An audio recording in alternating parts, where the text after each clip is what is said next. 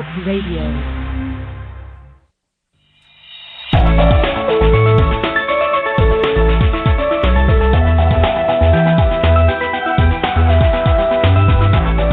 Welcome to Medicaid Matters, the only live talk show about the business of Medicaid health care. And now, here's the host of Medicaid Matters, Richard Yaden.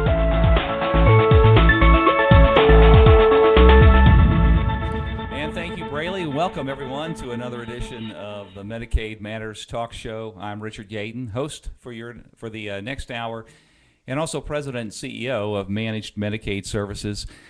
This is where we come together every other week to talk about the business of Medicaid health care, the challenges, the innovations, solutions, all that we cover on our show, and we want to thank you for taking a few minutes to join us today. We have a pretty exciting show scheduled for you today. We're going to be talking about top Medicaid technology trends. We have with us today Gwen Williams, who is the chair of the Private Sector Technology Group. She's going to be here with us in just a few minutes. So go ahead and get your questions and get your comments ready.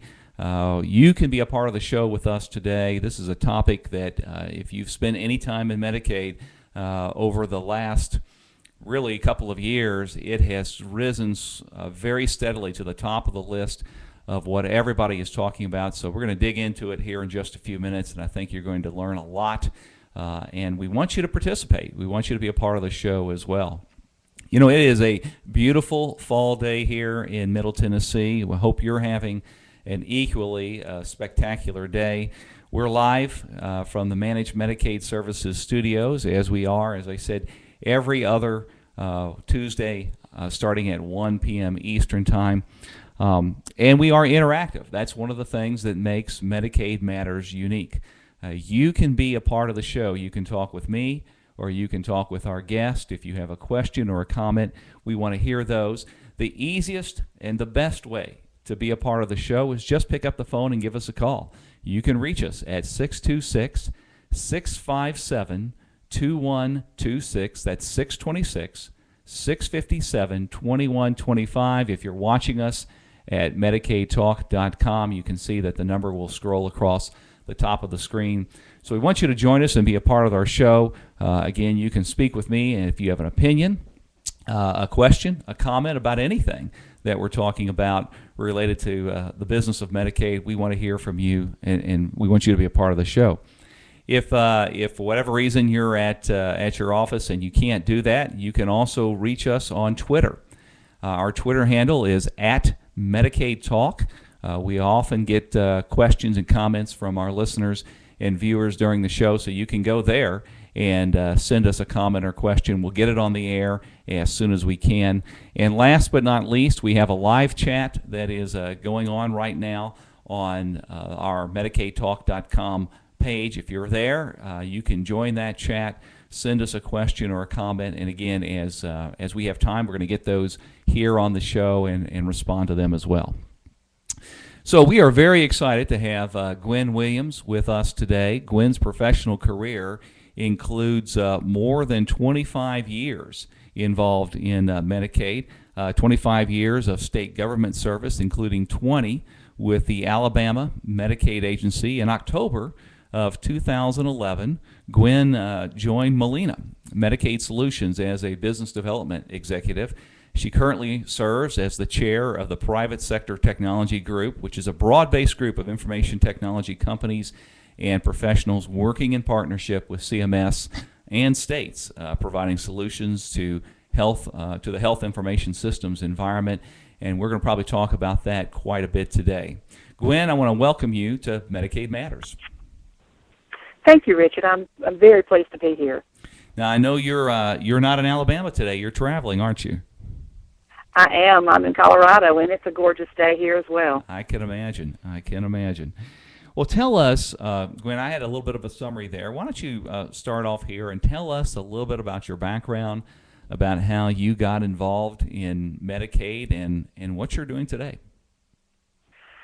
Well, as you mentioned, I spent 25 years with the state of Alabama in state service, and was involved in the state budget office. I was actually a budget analyst, and an opportunity came to go to the Medicaid program and work in their finance division as the deputy finance director. Wasn't sure I really knew what I was getting into, but went to the Medicaid agency and ended up spending more than 20 years there. Ironically, my very first task was to put together a request for proposals for a new Medicaid fiscal agent contract. So I sort of jumped into the deep end of the pool, getting involved in Medicaid technology and the procurement process from day one of joining the Medicaid agency. I won't say what year because it's too many to admit. But from there, I spent more than 20 years with the agency in a variety of different capacities, working with the fiscal agent as fiscal agent auditor and contract officer, and then working in the internal audit with the agency, and ultimately worked to chief of staff and then Medicaid director. So I spent my last 4 years with the agency there as the Medicaid director. So it's safe to say you've been around Medicaid for a while. Oh, yeah. I actually retired from Alabama in 1999 and went to work in the consulting arena and spent over 12 years working with state Medicaid agencies across the country, predominantly, again, in the IT procurement area, but also working in administrative analysis and also some policy issues.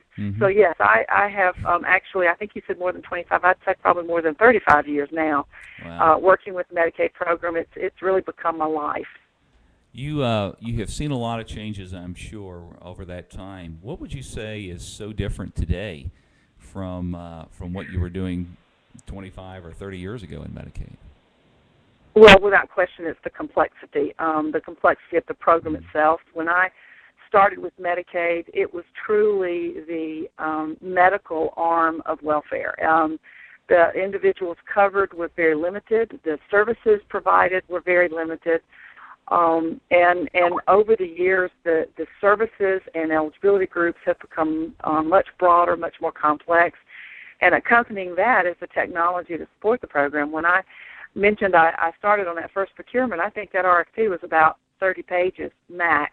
Today, a typical RFP is over 1,000 pages. So the complexity from the program side, from the technology side, from the legal side, certainly from the financing side, the complexity is just dramatically different from what it was when I started with the program. Well, it is certainly complex today. There's no question about it. We hear that, from our clients, and I know you're seeing it. And the fact that, you and I first met at the Medicaid Enterprise Conference, the Medicaid Enterprise Systems Conference, and the fact that conference alone, in that one segment of Medicaid, was about 4.5 days long, I think that really speaks to the complexity that's grown today. Oh, absolutely. And serving currently on the planning committee for next year's conference, and the discussion is, do we need even more time? There's so many topics and such a variety of topics. It's very difficult to prioritize because they're all important. They're all difficult. States are clamoring for information to understand how to better administer their programs. The federal government is clamoring to try to dialogue with both the states and the vendors on how we can do things better. And the vendors are clamoring to understand what direction Medicaid is heading so we can be responsive to the needs of the states and the federal government. Well, let's spend a minute and talk about the private sector technology group. I know this is something that you are have been involved with for a number of years. It's very near and dear to you. So tell us about some of the main Medicaid issues or topics that you're addressing or working on with that group today. One of the things that I think is real important to understand about our organization is we are a broad, sweeping organization with vendors and individuals involved in the Medicaid enterprise. Whereas 20 years ago, this organization was predominantly a couple of large MMIS vendors and a few MMIS consultants. Now it is a much larger, broader spectrum of vendors covering niche services, fraud and abuse services, highly technical services, as well as the consulting arena. And our purpose is to leave our logo at the door, so to speak, and to be an industry organization that supports the future and present technology needs of states and the federal government. So our focus is to try to weigh in on some of these issues that CMS and the states are struggling with and give the vendor perspective. Sometimes it's helping do research and look at what's out there in the industry that might be of assistance. Sometimes it's providing comment and perspective to an idea that CMS is looking at. So to go back to your question, some of the issues that we've been focused on the last couple of years has to do with the movement of CMS on the new 7 standards and conditions, helping not only the vendor community, but helping CMS and the states to translate those 7 global standards into more specific definitions. We've just completed a white paper that we did for CMS at their request that looks at all the different funding streams that states can avail themselves of in light of the Affordability Care Act, ACA, the ARA, and the high-tech funding streams, as well as the traditional CMS funding streams, and how those all can fit together. And so the industry has taken a kind of a bird's eye view of all of these different funding streams and said, okay, here's some areas where states can pull those pieces together to accomplish what they're trying to accomplish and avail themselves of available funding. We're also working currently, again at the request of CMS, to provide some feedback on what is the definition of commercial off-the-shelf. COTS is a term that is used frequently in this industry today. It factors very heavily in the new 7 standards and conditions, but what does it really mean? Commercial off-the-shelf, under current federal regulation, has a very defined, very restrictive definition, but is that really, in the Medicaid world, what states and CMS are looking at? And so we as an industry are taking a look at that and providing some perspective and not biased to one company or to one part of the industry, but to be more objective and broader in our approach, but to try to help states and CMS understand what that term can mean, what it seems to mean today, what it might mean in the future, and provide some insight into and hopefully meaningful information that will assist CMS in their role of assisting the states in their procurements going forward. Well, just so our audience understands that the private sector technology group is not so much a trade group as it is a somewhat of an advisory group, somewhat of a collaboration of a number of organizations, vendors, if you will, that is working to help advise CMS and the Medicaid organizations on how best to implement some of the technology innovations and challenges that are coming. Is that a good summary? I think that's an excellent summary. When I think of the term trade organization, I think of an organization that advocates for its members. Mm-hmm. And because of the nature of our association, we are an association, and we are vendor groups from all different perspectives, a variety of types. Some of us are competitors, some of us are partners, some of us don't even cross paths in our support of the Medicaid enterprise, but we all come together in a cohesive group to try to provide the industry perspective. Rick Friedman, who formerly was with CMS and recently retired, used to liken it to a 3-legged stool. With one leg, you've got CMS, who's certainly the regulatory arm regarding Medicaid technology, and then you've got the states as that second leg, which are the implementation arm. They're the group that's trying to operate their Medicaid programs as efficiently and effectively as they can and be prudent buyers of technology. And then you've got the industry, who are the individuals and the companies that are providing the solutions and interpreting the rules and the regulations to try to assist the states in their operations. So, yeah, as I said, our basic premise is leave your logo at the door. Mm-hmm. This isn't about Molina or any other single company. It's about how we as an industry can support what is going on in the states and the direction that CMS is plotting to go forward. One of the people on our chat line is asking Gwen, how many people are part of the private sector technology group?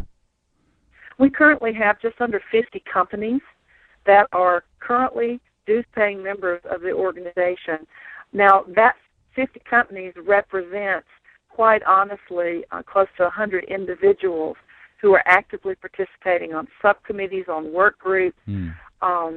So, the way the organization works is a company joins. Now, individuals can join as well. It's very modest.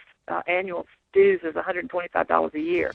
So it's very modest. Individuals can join, and we do have a few individuals, but mostly it's companies. But once a company joins, any of their staff are welcome to participate in any of our activities. So the actual participation rate is much in excess of that 50. Kind of like a chamber membership. If your company's a member, you can often go to the different functions and be involved as an individual. Correct. Okay, great. Well, we're going to stop here for just a moment and take a short break. When we come back, we're going to talk about why technology in Medicaid has become such a hot topic today and has risen to the top of the list. So stay with us. We're going to get back with Gwen here in just a moment.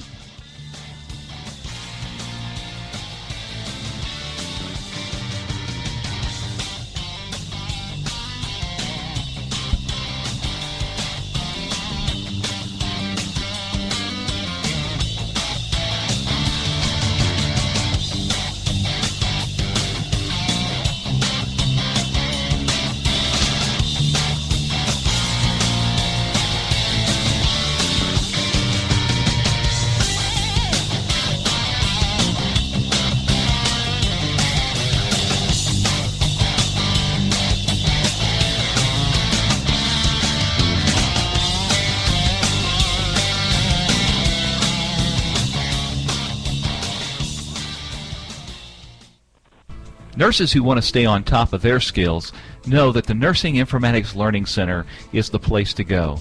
You'll find articles, tutorials, a blog, e-zine, board-approved CE credits, links, assessments, and consultant services, all available to the global nursing community in one place. If you're a nurse or if your organization employs nurses, you need to visit the Nursing Informatics Learning Center.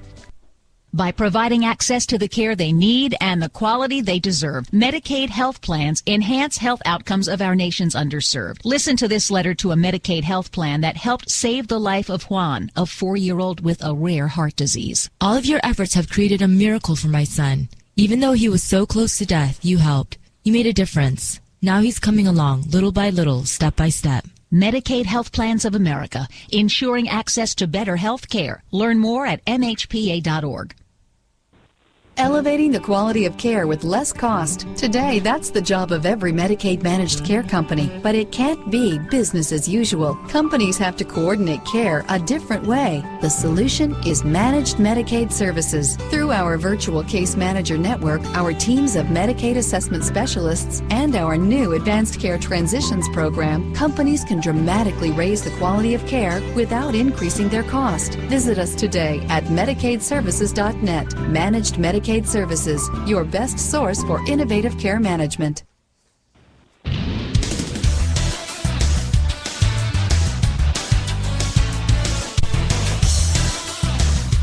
And welcome back to Medicaid Matters. This is the only live, interactive talk show about the business of Medicaid health care. Hey, why don't you take a minute now and make sure you're getting the latest information that's coming from Medicaid Matters. You can do that at the MedicaidTalk.com show page.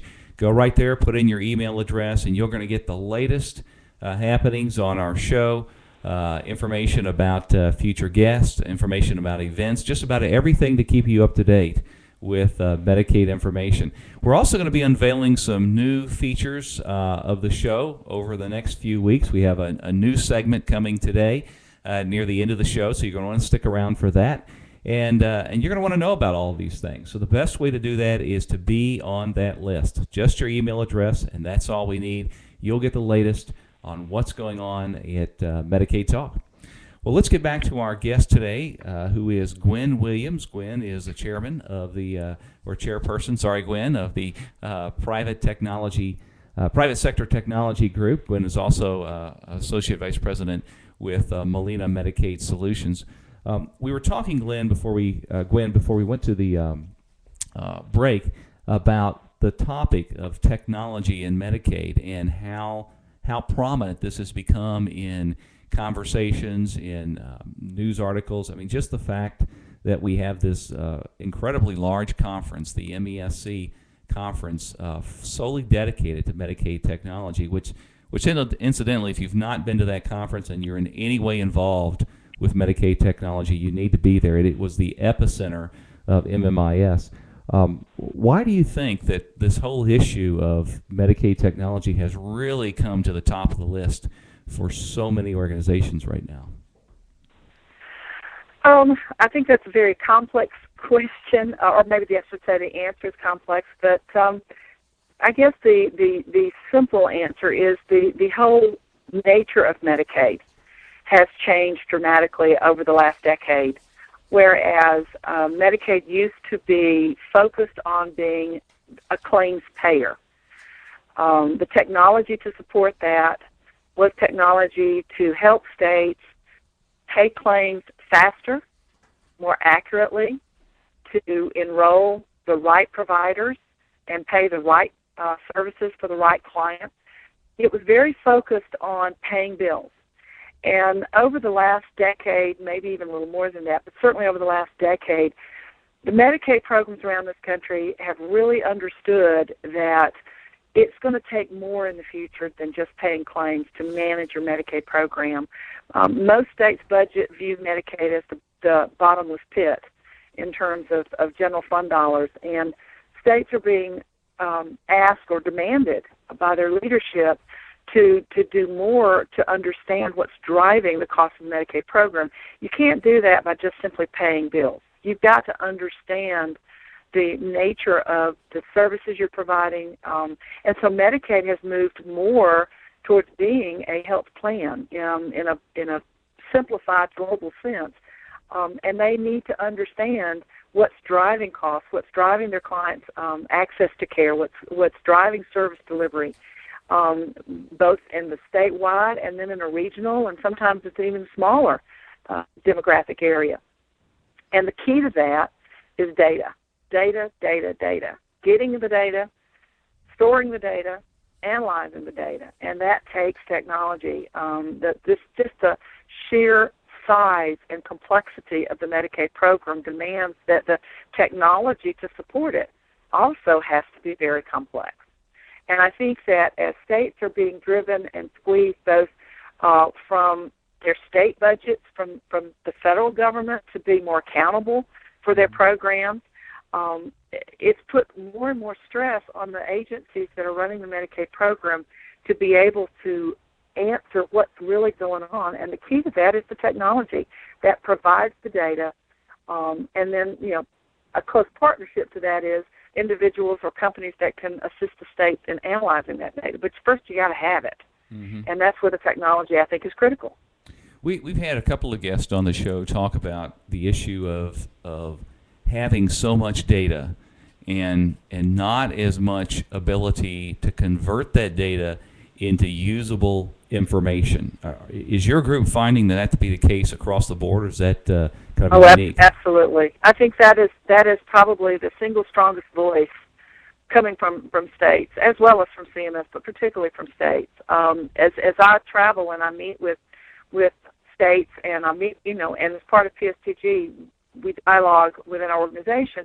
That is a constant theme, is the frustration, first, of getting the data, and then for those states that have made strides in getting the data, being able to use it in a meaningful way and understand what it's telling them, understanding what it means. Mm-hmm. State merit systems, state governments generally just aren't structured to support the level of sophistication that is needed to do the kinds of things we're talking about. And so more and more states are having to look outside of their own staff to find the expertise to, A, define and gather the data, and B, to do something with it when you get it.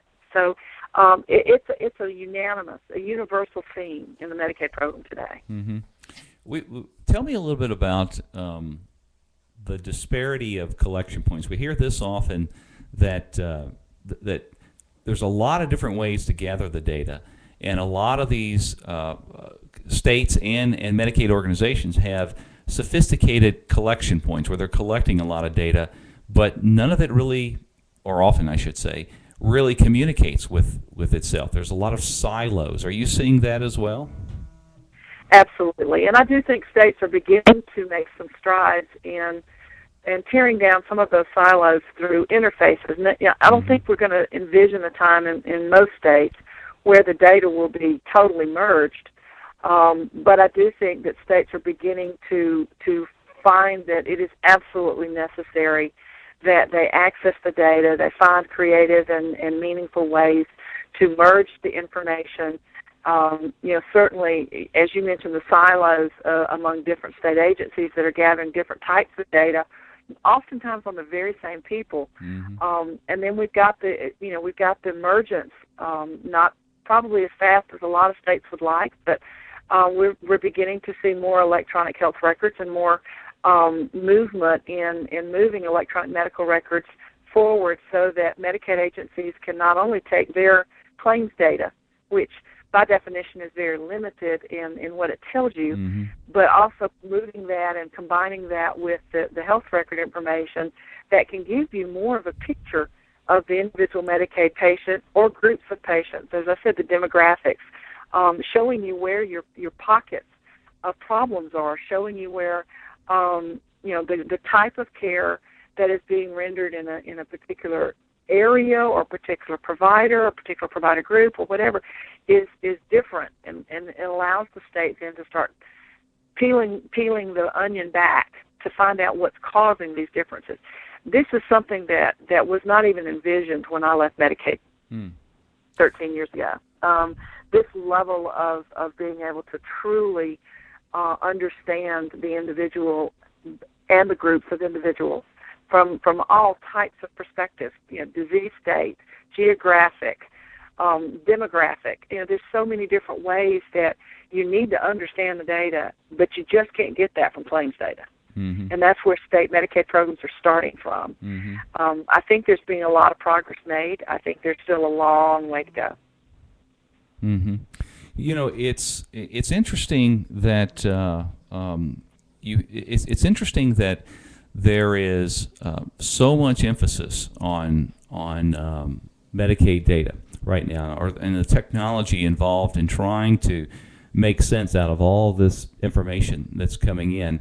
And states are really struggling. I mean, they're struggling just to keep Medicaid afloat, but more or less to invest heavily into technology solutions.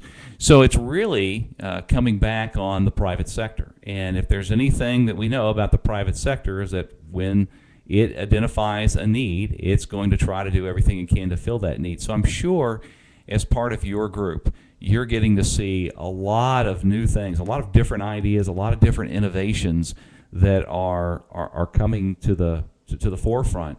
Are there any innovations that you're seeing that you think have really significant promise for helping with this issue in Medicaid? If we're talking about the specific data issues, I'm probably not the best person to ask because that is not really my forte, but I do believe that it is an area that from the vendor community has exploded. You're absolutely right. If vendors understand the need, they're going to come forward with the solution. We can certainly debate whether it'll be an affordable solution or whether it'll be an appropriate solution. But vendors are, of course, very, very interested in understanding the future direction Medicaid's headed and what are the needs going to be for the future. In the area of data, I have seen an emergence of new companies in the marketplace with new approaches that perhaps have never been used in Medicaid before, but might have been used, say, in the private healthcare sector. I think we're seeing just the growth in the number and types of companies that we're seeing becoming involved in PSTG. I don't know that there's any one innovation that I could point a finger to and say, here's the solution. Mm-hmm. I think it's more of a variety of companies that are trying to listen and trying to be nimble to provide states new ways of doing business and meeting those needs. There's certainly a lot of companies out there, both traditional Medicaid companies as well as some new kids on the block that are really taking this need for data and data analytics. I think that the term today is business intelligence, taking that very seriously and developing solutions and marketing those solutions. What I think is the difficult side of that is on the state side, the states don't know what they don't know. Mm-hmm. Many times the state employees, are operating in a very narrow environment and they don't have access. That's where the conference that you referenced is so critical, particularly for state folks to attend. Not only is it a chance for them to interact with CMS, which that's very important, but it's an opportunity for them to hear from vendors, to meet with vendors and learn about some of the newer technologies, to attend sessions put on by other states where they've cracked the same nut. They've already begun to go down the path that perhaps another state is just thinking about. Mm-hmm. So it enables the states to talk to each other a lot more than they normally do in their day-to-day jobs. So that's where that conference is so critical in the Medicaid system side. Yeah, no question. Well, I guess that's a good thing. If if there are so many different innovations that it's hard to name one or two that rise to the top, that's a good situation to be in. And I'm glad that that's going on right now, because it's going to take a whole new way of looking at things. I think despite what might happen in a few weeks with the elections and what might go on with the Affordable Care Act and so on, there's a lot of momentum that things have to be done differently and they have to change. And it's great to have groups like yours being involved with that. Well, it's time for another short break. We're going to take a real quick time out here. When we get back with our guest, we're going to talk a little bit more about this. We're going to talk about some of the top trends that Gwen is seeing in Medicaid today. So stay tuned. We'll be right back.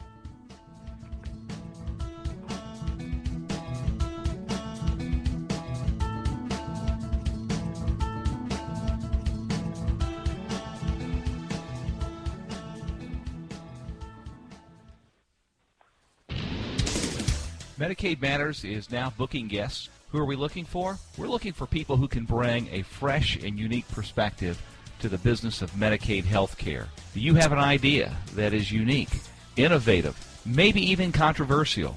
We want to hear from you. Go to MedicaidTalk.com, complete our guest questionnaire, and we'll be in touch with you to schedule an upcoming episode. Be a part of Medicaid Talk.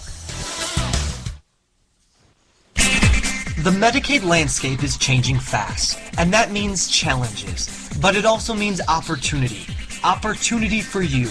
And that's why you need to visit MedicaidJobs.net. MedicaidJobs.net is the place to showcase your talent to Medicaid companies, search for jobs, research the latest career trends, and register for the free Career Optimizer service. Don't wait. Go to MedicaidJobs.net today. You're listening to Medicaid Matters on the blogtalkradio.com network.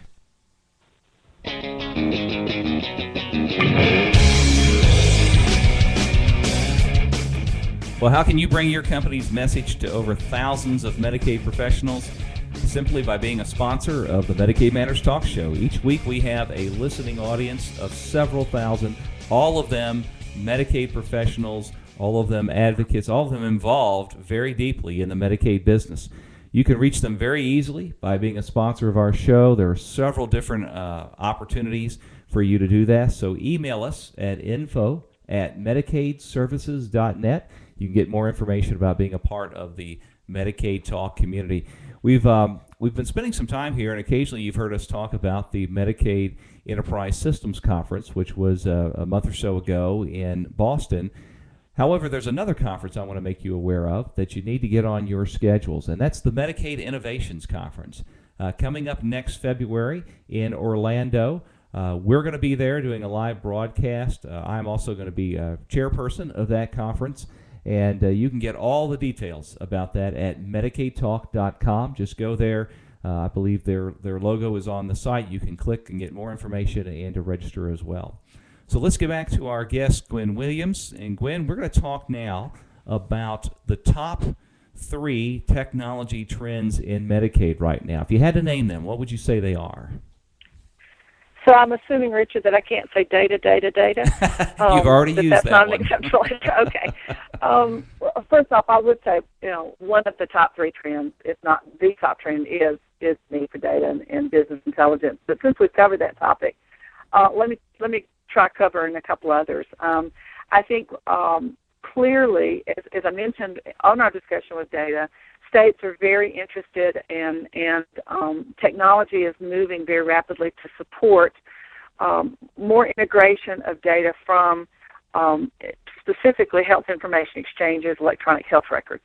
I think it is producing some potential for dramatic changes in the way the Medicaid program views its programs, expenditures, its delivery of services. I think it can tremendously empower decision makers to understand what's driving their programs, and it varies so dramatically from state to state and even within a state.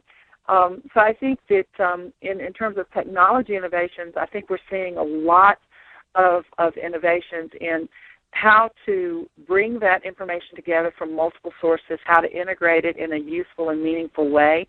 That may be integrating the information into the MMIS, the Medicaid Management Information System, so that the state user or case managers or others can see a more global picture of the client. And they're not just looking at data and information from a claims perspective, but they're seeing more about the care that particular client has been receiving over a period of time. They can look at diagnoses, they can look at the drugs and what the drugs were prescribed for, and they can link that to ER visits and hospital admissions.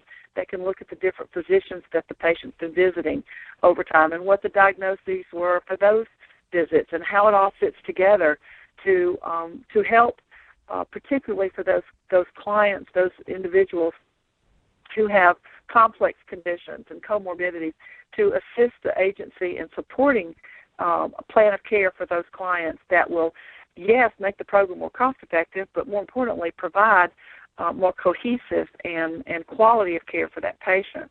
So I would say, health information is emerging as a very strong contender for one of the top 3.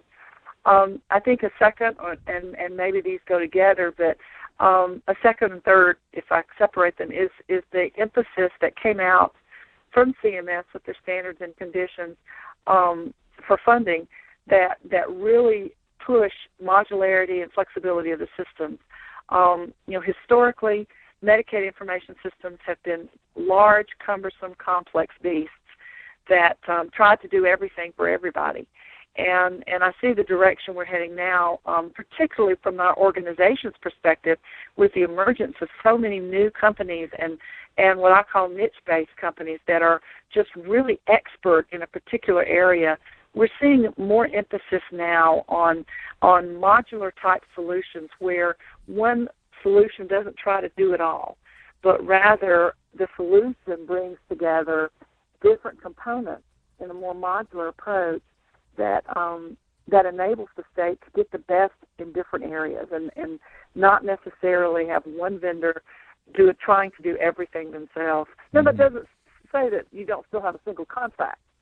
You may still contract with a single vendor, but that vendor is pushed more to finding other pieces of the solution. So I think we're seeing that is certainly being pushed at the federal level by CMS for states to move to more modularity, to more sharing of services, more flexibility in those components.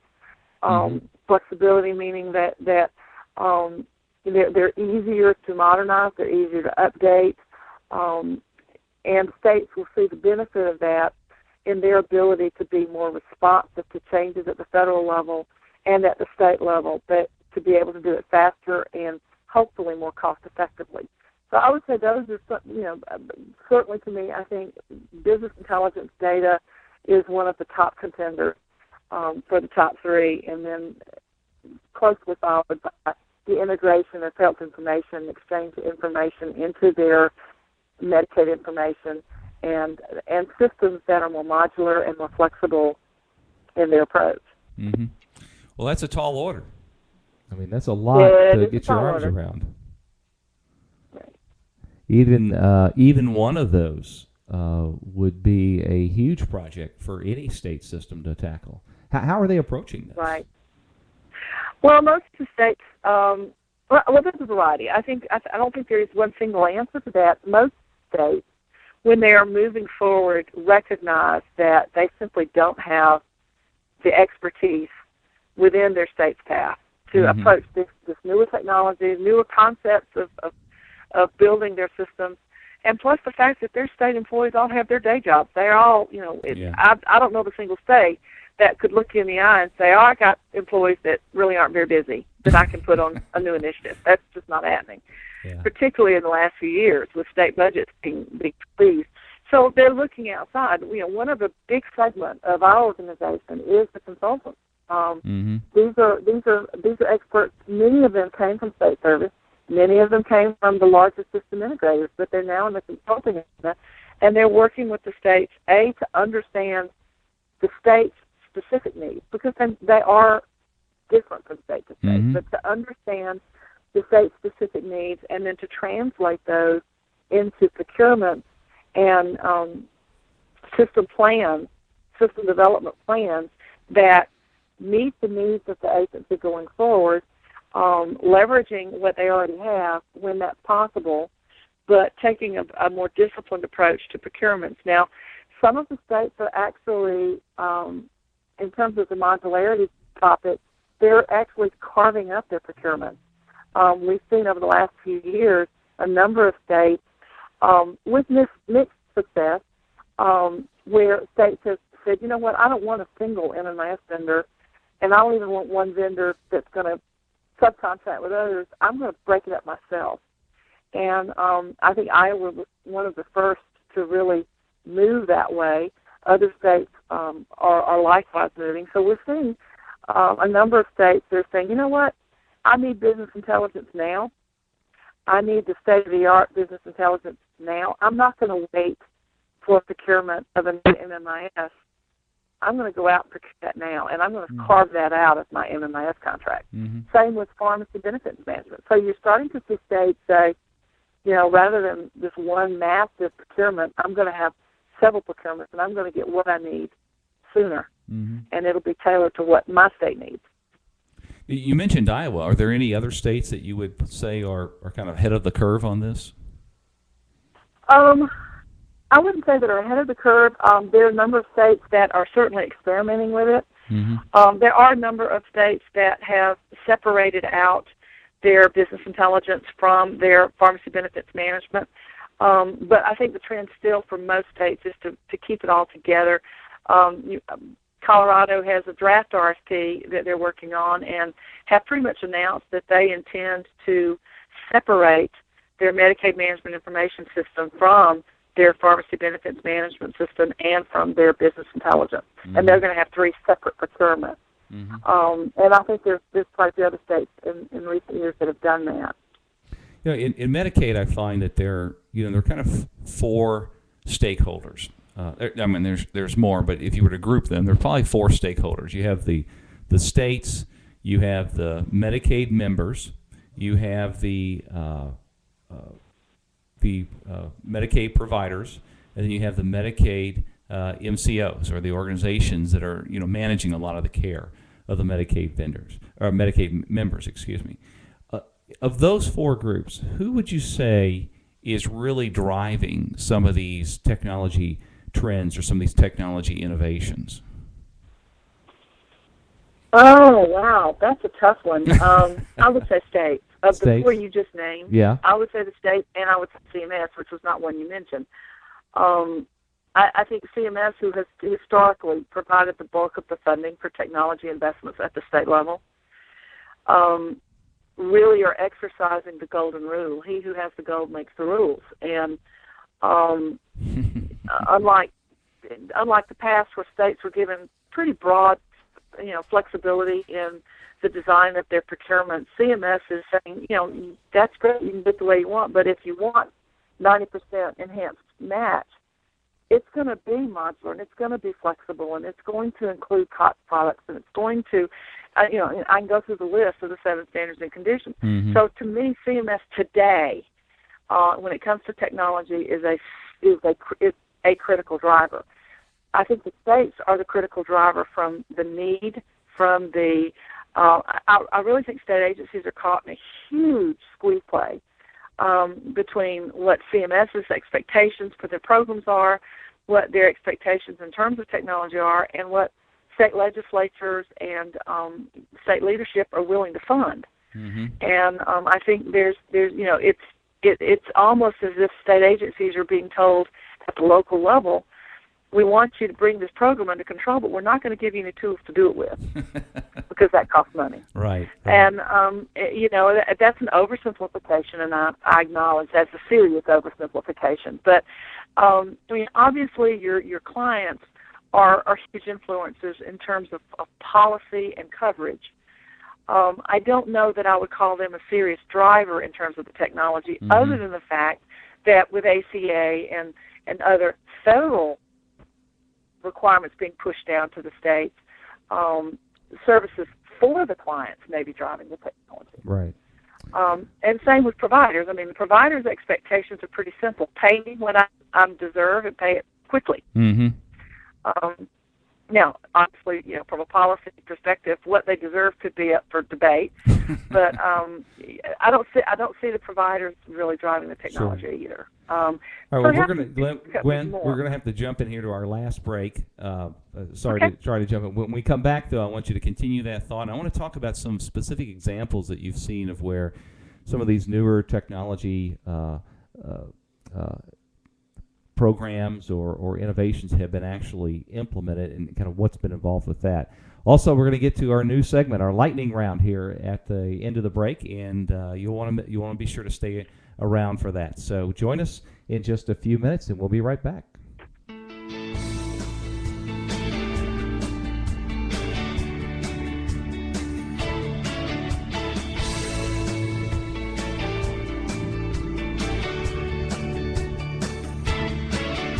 I hope you're enjoying today's show, and I want to remind you that opinions and viewpoints expressed by guests on the Medicaid Matters Talk Show are not necessarily those of the host or our sponsors. Thanks for listening, and we'll be back in just a moment. Every 19 seconds, a child will die because of a lack of clean water. It is estimated that more than 80% of childhood diseases and deaths in underdeveloped countries are a direct result of drinking contaminated water. During the course of this commercial, 3 children will die. You can help make a difference in the lives of these children. By supporting Healing Hands International, you will provide safe, clean drinking water to families and villages around the world. Since 2006, Healing Hands has drilled more than 400 water wells in countries like Haiti, Ethiopia, Zimbabwe, and Honduras.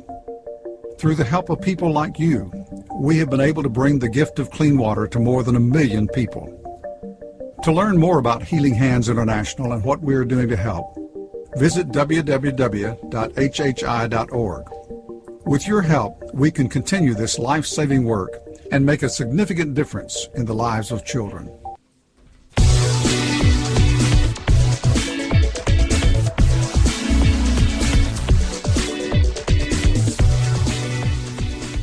And we're about to get into our last segment here. If you haven't had a chance yet to talk with me or Gwen and you want to do that, now would be the time to get on the phone, 626-657-2125. Would love to hear your comments, love to hear your thoughts about today's show. You can also reach us on Twitter at Medicaid Talk, and you can reach us at our live chat at MedicaidTalk.com. Gwen, before we... Well, let's go ahead and jump into some examples. I know you get an opportunity to work with a lot of different organizations, and in your work with the private sector technology group, have worked with a lot of different organizations in implementing some of these innovations, some of these trends that we've talked about. And we've covered a whole lot of ground here, but I really was hoping you could give us an example or two of where an organization, a state perhaps, has taken a new approach and implemented it, and kind of what happened with that? Well, that's a really tough question, because I think the results are too. First off, I think it's too early to claim victory on some of the more innovative thinking. I believe we mentioned Iowa earlier. I believe Iowa will claim victory on their approach to carving out their MMIS into different segments. But you have to recognize and understand that Iowa has a very different approach to their MMIS. They are a self-administered state, and the transition going from doing it all yourself to moving segments to individual vendors wasn't perhaps as disruptive as it might be for another state. Mm-hmm.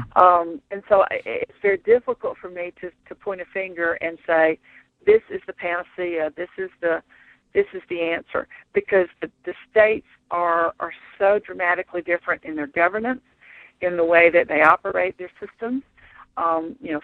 Most use a fiscal agent to outsource the operational component of paying claims and enrolling providers. Other states, there's about 13 states that do it themselves.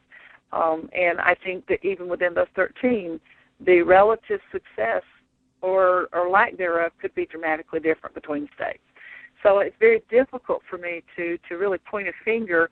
What would probably make more sense, and I don't think we have time today to do it, but would be to sit down and start talking about some of these three issues and saying, okay, who do we think might have done a really good job on business intelligence, and how's it working, and what does the future portend for that approach? Mm-hmm. But at this point, I'm really not comfortable, Richard, saying, oh, this is the state that's got it right. Yeah. I think they're all struggling. I understand, and that probably makes sense to have a conversation maybe a year from now and see what that looks like. There's no question about it. I think it would be a very meaningful conversation in a year, absolutely. All right, well, we're going to jump into a new segment on our show. This is something that we haven't done before, but and Gwen has graciously consented, to, whether she knew it or not, that she was going to be our first guest, and this is called our lightning round segment.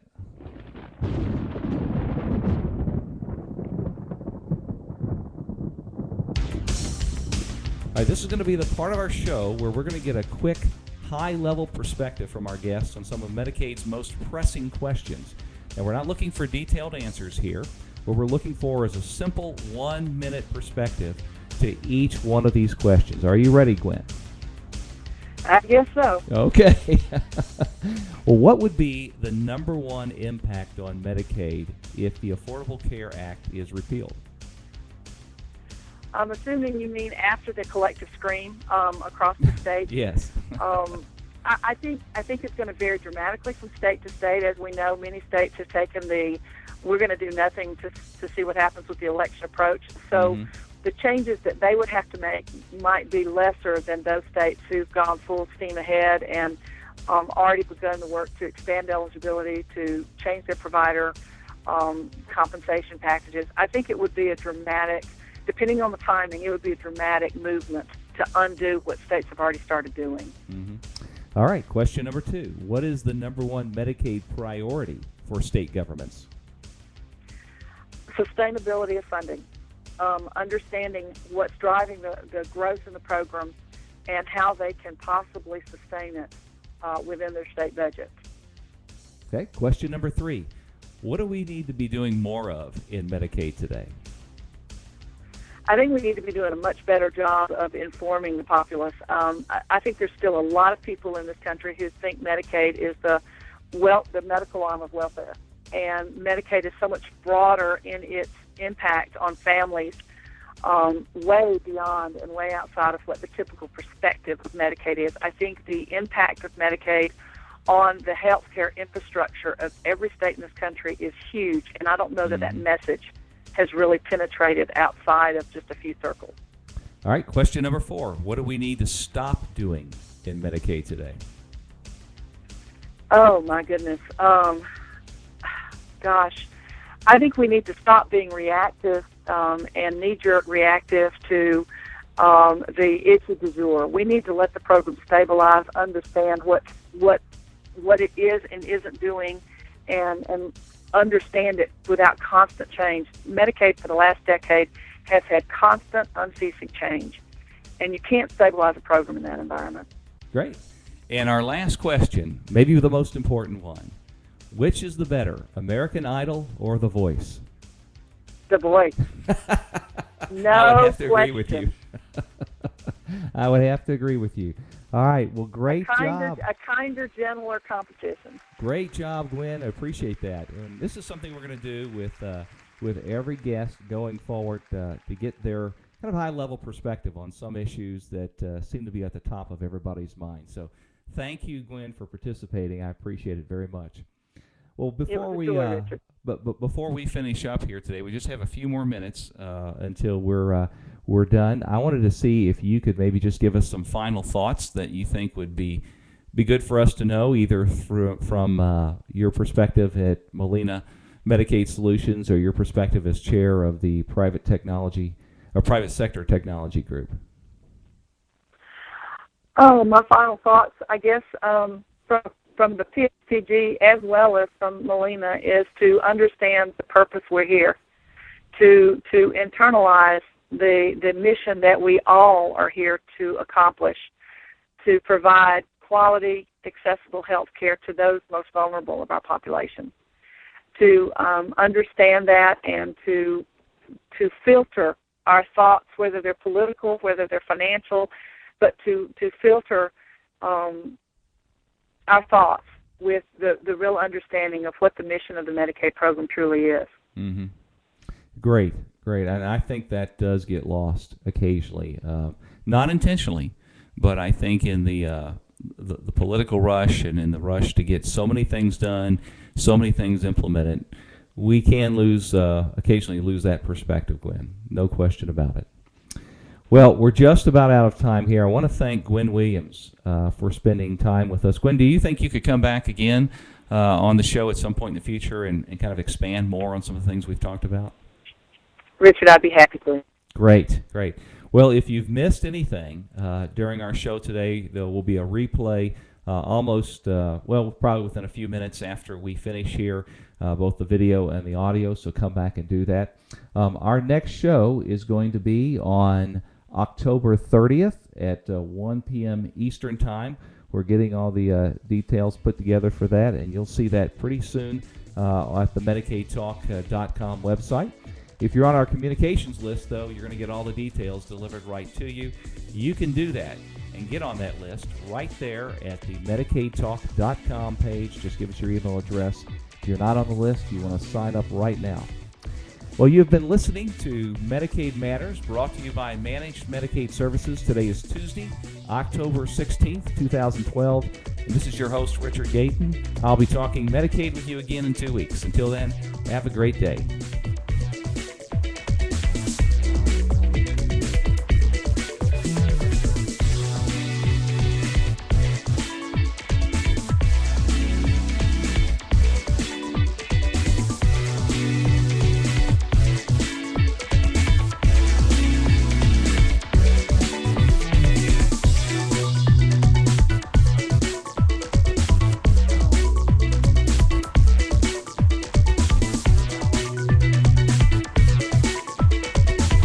Ninety seconds